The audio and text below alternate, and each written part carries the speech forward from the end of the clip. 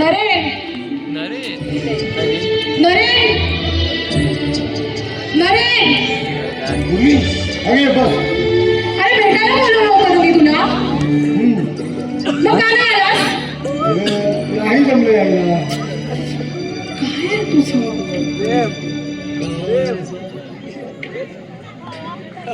मी तुझ्याशी इथे काहीतरी बोलतेय आणि तू प्रोग्राम करत दमलायस. अगं नाही जमलं मी सांगितलं आहे का? का नाही जमलं ते सांग. अगं इतकं काय महत्वाचं होतं? अरे होतं नाही आहे. मी माझी लाईफ आणि आपलं लग्न हे सगळंच महत्वाचं आहे. पण हे सगळं तुझ्यासाठी महत्वाचं नाही आहे का? अगं अशी का बोलतेस? मी म्हटलं ना तुला की मी लग्न करणार नाही म्हणून. अरे मग कधी करणार आपण लग्न? अरे आता स्थळ यायला लागलेत मला आणि प्रत्येकाला मी नाही का करते असं विचारायला लागले नाही बाबा मला. काय सांगू त्यांना? अरे शंका यायला लागली आता त्यांना माझी. अरे चांगला जॉब लागला की करू आपण लवकरच लग्न. अरे गेली 2 वर्ष हेच सांगतोय तू मला. पण कधी प्रयत्न केलेस का?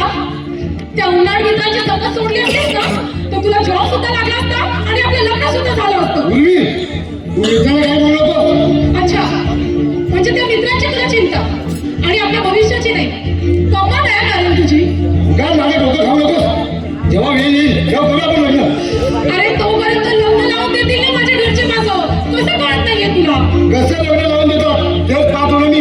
काय करणार आहेस? भांडणार आहेस माझ्या आईबाबांजवळ की अपमान करणार आहेस त्यांचा?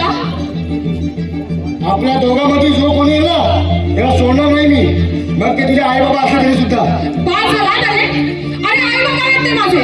हे विसरतोयस का तू? आणि ही अशी भाषा करण्यापेक्षा ना त्यांच्या मुलीसाठी लायक बनून लग्नाची बोलणी का करत नाहीस? अरे मग थोडा वेळ दे ना.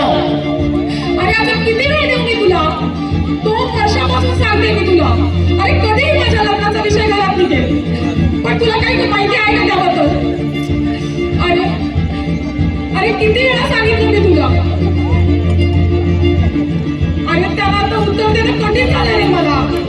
अरे मग हा प्रेम करणे आधी विचार करायचा ना. मुलगी फक्त प्रेम करते रे. ती नाही विचार करत पुढे होणाऱ्या परिणामांची. तिला नसते चिंता सुख दुःखाची. ती कदर करते ती फक्त जोडीदाराची. तो शेवटच्या क्षणापर्यंत साथ देईल ना ह्या एका विश्वासाची. मग समजावून सांग तुझ्या आई बाबांना. तिच्या आई बाबांना तिने समजवायचं. मग तू काय करणार आहेस नरेन? ताई फक्त प्रेमाचं नाटक? अरे प्रेम करतोस ना मग अडचणींना सामोरे कोणी जायचं? त्या एकटीने? अरे प्रेम करतोस तर प्रेमाचा अर्थ आधी समजून घे. प्रेमात विश्वास जसा महत्वाचा असतो ना तसाच आधारही तितकाच महत्वाचा असतो. आज तिला तुझ्या आधाराची खरी गरज आहे.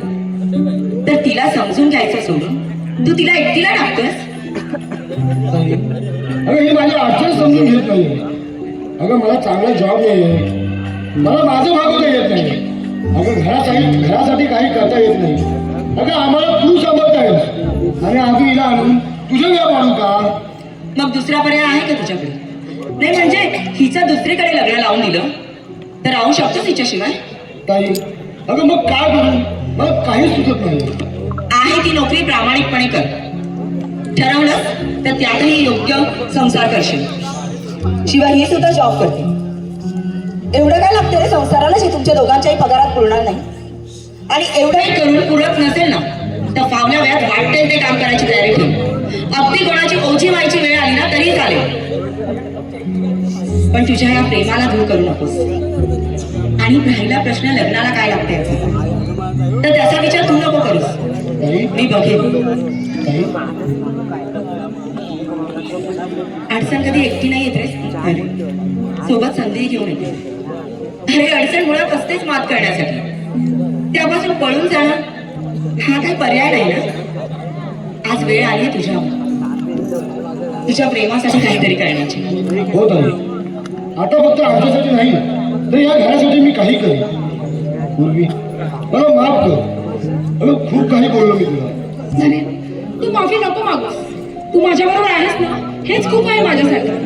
ताई अहो कसे आभार मानते अगं तुझे. हे काय करतेस आणि आभार कसे मानतेस?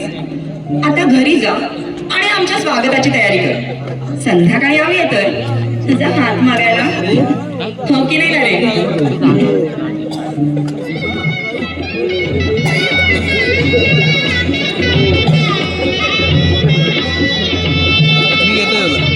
दोन जीवाचे